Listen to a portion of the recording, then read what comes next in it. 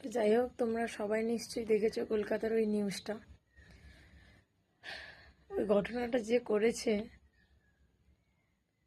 এতটা জঘন্য, মানে পশু, না পশু বললেও ওকে চলে না, পশুও না অনেক ভালো। ওটা একটা শয়তান মানুষ, যার মধ্যে কোনো মান হুঁশ জ্ঞান কিছুই নেই। তো কালকে ছিল আমাদের ৭৮তম 15ই আগস্ট।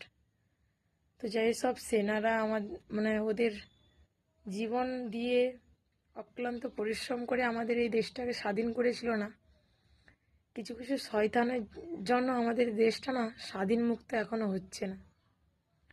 যেখানে নারীরা, মেয়েরা